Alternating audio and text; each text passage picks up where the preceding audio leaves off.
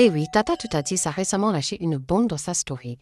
En effet, la star française du bad buzz a fait une story dans laquelle elle explique à ses fans qu'elle ne veut pas que sa story fasse le buzz, mais qu'elle voulait juste en finir, et qu'elle y pensait depuis quelques semaines. Comment cette story va faire le buzz et tout, c'est pas mon but. Je vais juste faire une story pour vous dire que je vous aime beaucoup. Je vous aime beaucoup. J'ai aimé l'influenceuse que j'étais depuis tout ce temps, mais ça fait 3 semaines que j'ai une idée. Même si ça se voyait pas au vu de mes stories, ça fait 3 semaines que j'avais une idée dans la tête. C'était de tout stopper. Pas stopper les réseaux, pas stopper mime, pas stopper. Stopper littéralement. Vous voyez ce que je veux dire? J'ai pas envie de dire le mot. Si je dis le mot, mon compte il va sauter tout de suite. Mais si vous avez compris ce que je veux dire. Et ça ne s'arrête pas là puisque l'influenceuse poursuit sa story avec une nouvelle encore plus poignante.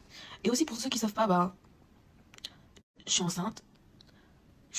Et du coup, je suis juste triste, tu vois, pour l'enfant que je vais faire ça.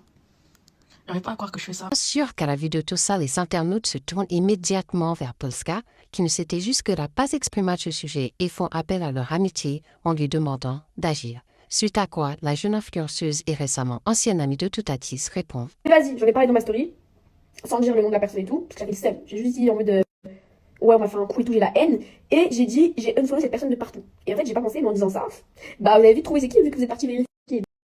Et je sais pas si c'est moi qui suis folle, hein, mais pour moi, quand vous parlez tous les jours à une personne, vous êtes déjà parti en vacances ensemble, cette personne, elle vient chez vous, elle mange chez vous.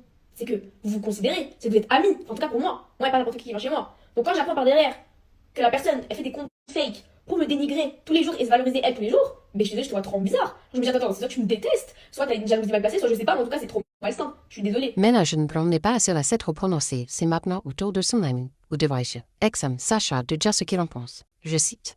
Faire des fausses TS alors que des gens y pensent vraiment. Tu prends le temps de retoucher ton nez sur la vidéo parce que tu sais que ça va tourner. Le coup de paix que t'as fait à tes dernières autres copines dont ta meilleure amie qu'a tout fait pour toi me montre ton vrai visage. Non, mais quel retournement de situation! Et ça ne s'arrête pas là. C'est maintenant au tour de Jennifer de vider son sac. Et oui, la fameuse meilleure amie de l'influenceuse explique en quelques stories que Toutatis lors d'un voyage pour son anniversaire s'est un peu trop rapproché, si vous voyez ce que je veux dire, de l'homme qui est maintenant devenu son ex-copain.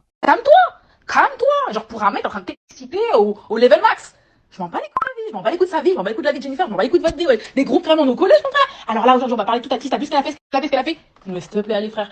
L'autre next, toi next, mec next, ça y est frère, vraiment je fais ma vie d'influenceuse, je m'en bats les couilles. Depuis lors, la jeune femme est absente des réseaux sociaux et c'est par le biais de ses sœurs que nous apprenons qu'elle était dans un coma suite à une prise excessive de médicaments, mais qu'elle est prise en charge dans un hôpital en Turquie. Elle demande des internautes des messages positifs et non de haine.